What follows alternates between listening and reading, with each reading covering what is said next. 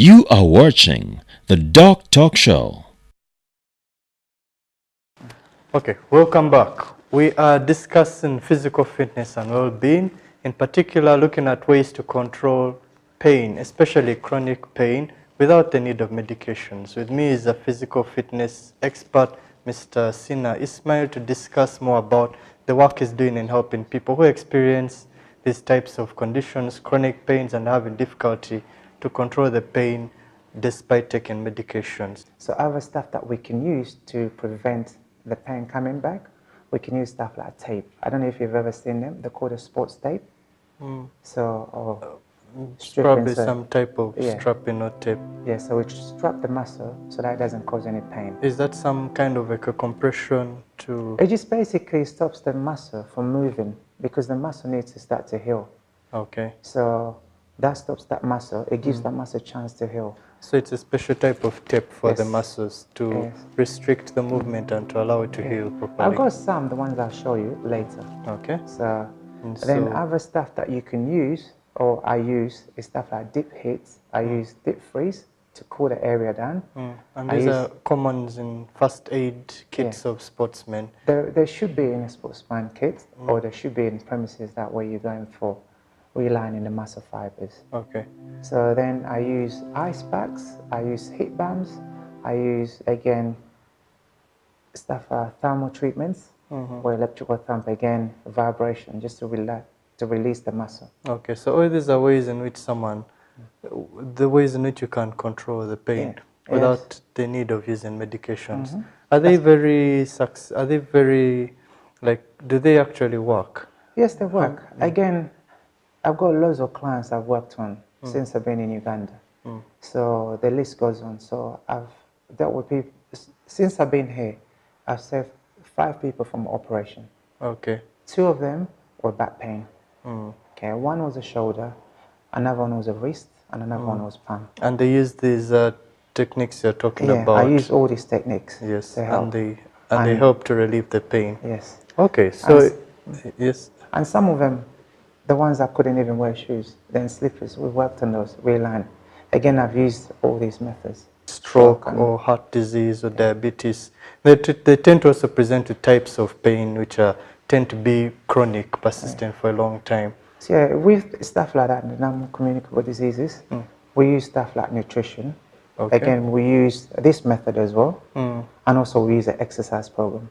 The exercises. So we combine those 3, and the people that I worked on, or we worked on, they've had, I work with loads of diabetes, I work with loads of like MS, I work with a lot of people coming from cardiac arrest, which is a heart attack, and also I've worked with multiple sclerosis, cerebral palsy, so the list goes on. So again, we found that this is a good combination to help relieve those people. So maybe just to help our viewers understand, these conditions tend to be associated with nerve damage, and pain is a symptom of damaged nerves. So conditions such as cerebral palsy or strokes or heart attacks may indicate a problem of the nerve supply. So these techniques, when applied, in addition to the medicine or without even medicine, they can also help to control pain. So once we finish with the pain, we have to build. So that's when the rehab comes in. But also rehab comes in with operation. So you, as a doctor, loads of people have operations and are just sent home. Once they finish their physiotherapy, they go home. But then after that, there should be exercise program to strengthen those muscles. So those are the people that will pick up and start doing rehabilitation. And the way we do rehabilitation, we do 3 phases. One is a non-weight bearing, where we use your body weight. So if you had an operation, let's say you've had an operation in the leg, we try to teach you how to walk, to be able to put weight onto the leg that's been operated. So we do that gradually. And once you master that, then we start doing like partial weight bearing, where we use no weights, but also we use weights as well, to start introducing the weights. Okay. Then once we start that, then we go for full weight bearing. Full weight bearing exercises. So yes, you mentioned in the rehabilitation, you can treat patients who have come from operations. Yes. Are there any other patients whom you can manage with this type of rehabilitation? Yes, you can manage. Again, you manage with a lot of people that have had injuries. Rehabilitation. It's basically any injury. Yeah, so assume, I just giving you an example as operation. Okay. But also there's people, sports people. Mm. There's normal people now that have had pain, injuries, that they've just neglected. Yeah? Or there's people that have had operation and moved on. Okay. They're doing their own thing. Or and then even, eventually those people can come back and do or rehabilitation. even stroke rehabilitations and heart attack rehabilitations. All these you can do in your company. We've done it as well. Okay. So you said in the exercises you do it in 3 phases. Yes. You are explaining the non-weight where Bearing. you don't use the non-weight bearing exercises. And you described it as just movement exercises without adding weight. So non-weight bearing exercises, we just try to do functional stuff that you do. So when I say non-weight bearing, it's stuff that you do every day. You sit every day, you walk every day, you lunge, you pick up things off the floor. So these are the sort of things we're trying to install. Okay. So it's more functional. It's what you functional. do. Yes. Basically, the daily activities Routine, someone does, like sitting or stretching the legs or moving up and down. Yes. Okay. Then But we do it on the different surfaces. So we can do it on a Swiss ball, we can do it standing. So these are the sort of things. That Okay, but these are mainly functional for the very body. functional. Yes. All right. And then the second one was the what you call the partial weight bearing. Partial weight bearing. Yes. So It's what does that basically- mean? What this means is we start introducing weights. So we're still doing the functional movements, but we start adding on weight, the resistance. So that's what. So in terms of like adding in, like let's say if you're doing sitting, we hold weights and we start sitting, and then we get up. So you sit down and then you stand up.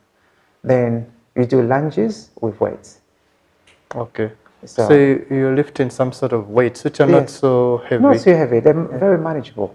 So again, when you're lifting weights, it has to be from management area where you can manage it comfortably, but as it gets easier, then you add on a challenge. Okay. So you add on more weights. Okay. you know. And then the final one was the full, what you call full weight bearing. Yes.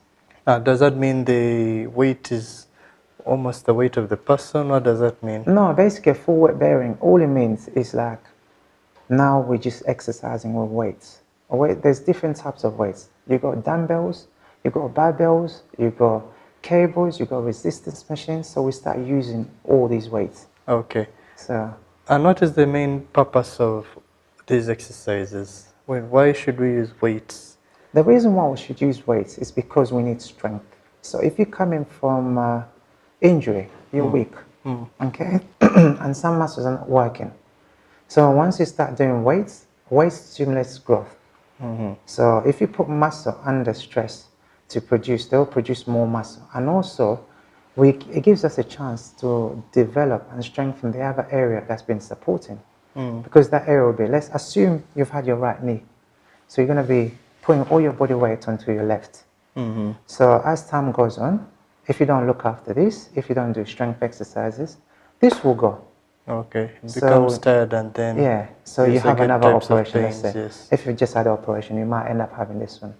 So we try not to make sure you have this. So we try to balance the to balance the things. So that's where the weight the training. weights between the different joints of the body. Yes. Okay, so I think it's very important people understand that we have to take care of the body when you're faced with an injury.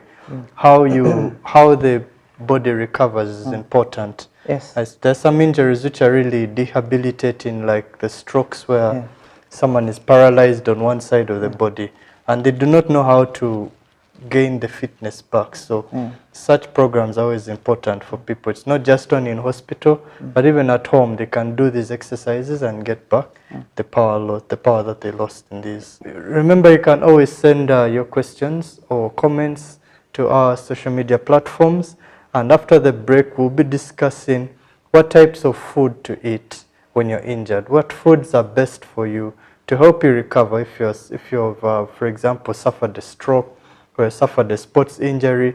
There are some foods you should eat and there are some you shouldn't eat to help you recover fast. So our expert Mr. Sina will be discussing that right after the break. You are watching the DocTalk Show.